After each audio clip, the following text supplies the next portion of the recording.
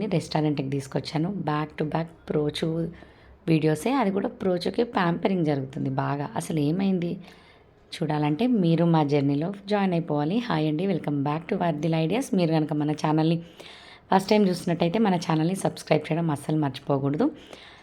ప్రోచునైతే వేరే స్టేట్కి పంపిస్తున్నాయి సమ్మర్, ఒక 20 డేస్ కోసం, ఒక సమ్మర్ క్యాంప్ అనమాట. ఎప్పుడు మన వెంట పిల్లలు వచ్చినా కొన్ని తెలుసుకుంటారు, కొన్ని తెలుసుకోలేరు. సో ఆడుతూ పాడుతూ చాలా కొత్త విషయాలు తను తెలుసుకుంటే బాగుంటుంది అని చెప్పేసి నేనైతే పక్క స్టేట్కి అయితే ప్రోచుని సమ్మర్ క్యాంప్ కోసం పంపిస్తున్నా. మేము ఉండే దగ్గర నుంచి ఆల్మోస్ట్ 12 to 13 అవర్స్ ఈజీగా పడుతుంది వెళ్ళాలంటే, అయినా డేర్ చేశాను.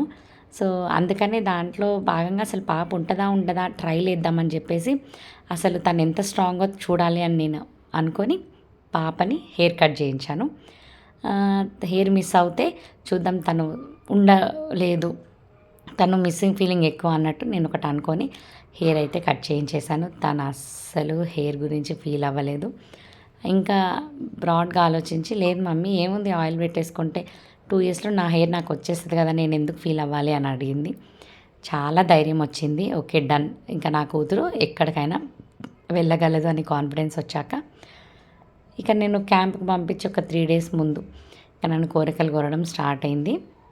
సో ఫస్ట్ లిస్ట్లో తనకి ఏముందంటే రెస్టారెంట్కి వెళ్ళాలి, రెస్టారెంట్ ఫుడ్ తినాలి అని చెప్పి. నేను కూడా తను పంపించే ప్లేస్లో ఓన్లీ బ్రౌన్ రైస్ ఇట్లాంటి ఫుడ్డే ఉంటుందని నాకు తెలుసు, పాపకు తెలియదు అప్పుడు. సరే నాన్న ఓకే కమ్ వెళ్దామని చెప్పి తీసుకొని వచ్చాను.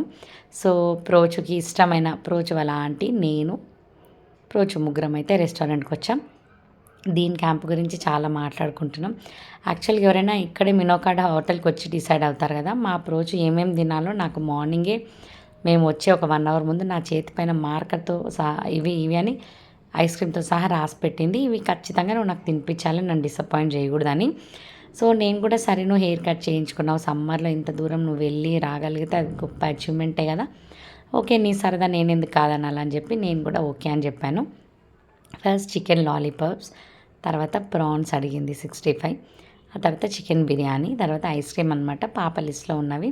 సో అదంతా ఒక్కటి తినలేదు. సో మేము కూడా మా ఫ్రెండ్షిప్ చాలా రోజులైంది కలవక, సరే మళ్ళీ ఒకసారి మా ఫ్రెండ్తో కలిసినట్టు ఉంటుంది, సో ఇట్లాంటి టైంని ఎంజాయ్ చేసినట్టు ఉంటుంది కదా అని చెప్పి మేము ముగ్గురం ప్లాన్ చేసుకొని అయితే రెస్టారెంట్కి వెళ్ళిపోయాం. అసలు ఇంత హ్యాపీగా టైం స్పెండ్ చేస్తున్నా తన హాస్టల్ గురించే మాట్లాడుకుంటున్నాం, కానీ లోపలైతే తన్నుకొచ్చేస్తుంది నాకు బాధ. నిజంగా వెళ్తుందా ఉంటుందా, అసలు నేను పంపించేది కరెక్టేనా అని టైం దగ్గర పడుతున్న కొద్దీ నాకు నంబర్ ఆఫ్ క్వశ్చన్స్ నా మైండ్లో ఉన్నాయి. ఇవి నేను ఎవరితో ఇంత డిస్కస్ చేసే అది కూడా కాదు, ఎవరైనా డిస్కరేజ్ చేస్తే నాకు ఇంకా ఎక్కువైపోతాను. నేను నా మనసులోనే దాన్ని పెట్టుకొని ప్రోచుతో అయితే ఆల్మోస్ట్ ఎంకరేజింగ్గా ఎంత బాగుంటుంది అలా ఇలా అని చెప్తూ ఉన్నా. సో నా కూతురు ఇంత చిన్న వయసులో వేరే స్టేట్లో ఉంది అని నేను కూడా ప్రౌడ్గా చెప్పుకోవచ్చు. తను ఉండగలిగితే కూడా అదొక గొప్ప అచీవ్మెంట్ లాగా నేనైతే మురవాలనేసి డిసైడ్ అయిపోయాను. సో చూసారా అన్నీ అయిపోయాయి, బిర్యానీకి వచ్చేసింది కథ. బిర్యానీ చాలా బాగా ఎంజాయ్ చేసింది. మా పాప ఏ ఫుడ్ తినదు, బిర్యానీ అంటే మాత్రం చాలా ఫుడ్ ఎంజాయ్ చేస్తుంది, అది నాకు చాలా ఇష్టం అనమాట. సరే నాన్న ఓకే తిందామని చెప్పేసి ఇంకా తింటున్నాము. తను అసలు భలే ఎంజాయ్ చేస్తుంది బిర్యానీ.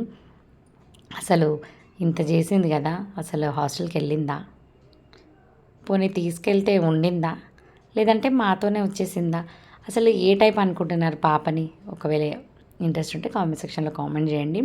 సో కరెక్ట్గా ఈ రెస్టారెంట్ వ్లాగ్ లాస్ట్ సండే అనమాట. ఆఫ్టర్నూన్ టైంలో లంచ్కి అయితే మేము వెళ్ళాము. మార్నింగ్ బ్రేక్ఫాస్ట్ కూడా చేయలేదు ఆ రోజు పాపం, అందుకే బుక్ ఎక్కువ తింది, చాలా హ్యాపీ అనిపించింది. బిర్యానీ కోసం అసలు బ్రేక్ఫాస్ట్ స్కిప్ చేసింది. అంటే మీరు ఒకసారి ఆలోచించండి, బిర్యానీ అంటే ఎంత ఫేవరెటో మా పాపకి. అలాగే ఈ వయసులో పాపని ఇలా సమ్మర్ క్యాంప్స్ అది వర్కౌట్ అవుతుందా? నా థింకింగ్ ఏంటంటే నేనైతే అసలు పిల్లల్ని బయటికి కూడా పంపించే రకం కాదు.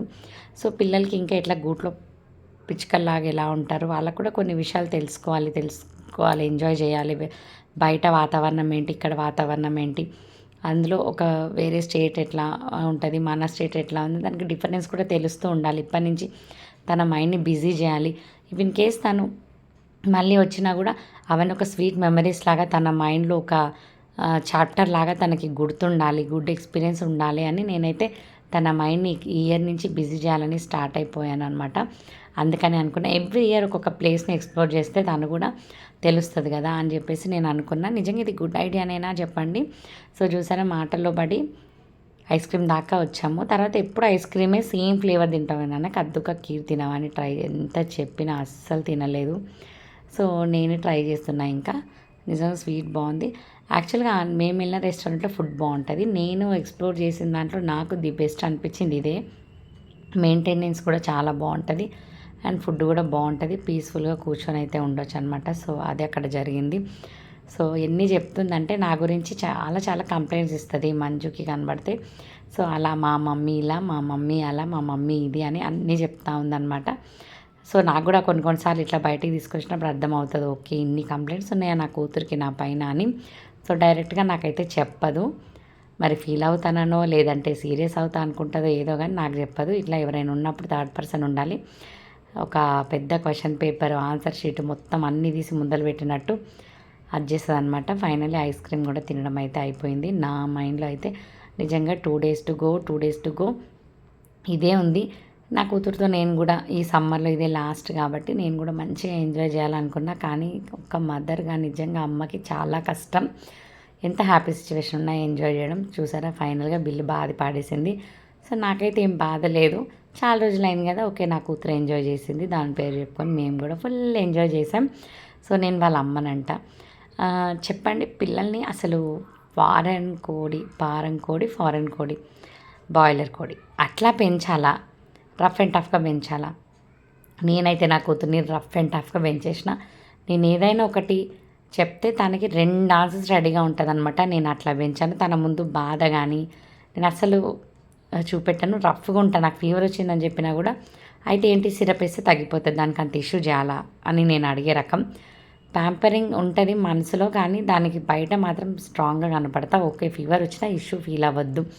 అట్లాగే ఏదైనా సరే నేను చాలా చాలా స్ట్రాంగ్గా తనకు సమాధానం చెప్తాను. ఏదైనా దెబ్బ తగిలిందంటే నీదే మిస్టేక్ అని చెప్తాను.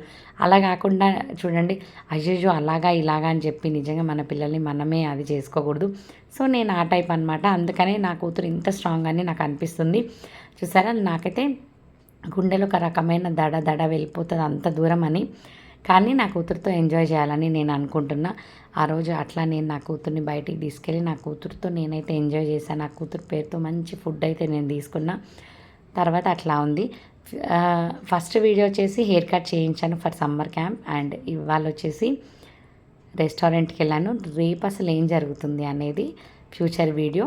అసలు హాస్టల్కి వెళ్ళిందా, ఉందా, ఉండలేకపోయిందా, మా ట్రిప్ అంతా బిస్కెట్ చేసిందా, ఇవన్నీ చూడాలంటే మీరు మాత్రం ఖచ్చితంగా మన వీడియోస్ ఫాలో అవ్వాలి, మన ఛానల్ని సబ్స్క్రైబ్ చేసుకోవాలి. థ్యాంక్ యూ సో మచ్ అండి ఈ వీడియో ఇక్కడ దాకా స్కిప్ చేయకుండా చూసినందుకు. Thank you for watching. Take care అండి. బాయ్.